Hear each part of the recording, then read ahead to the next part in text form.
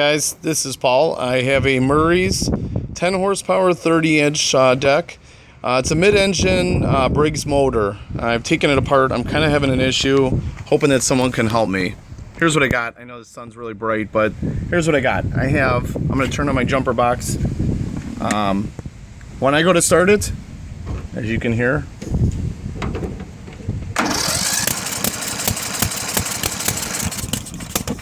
that's what I get. I get a bunch of popping noises.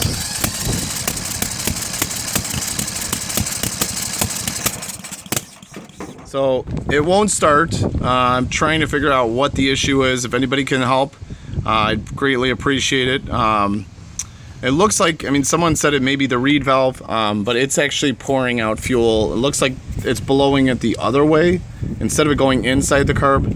So like into the engine, it's going this way.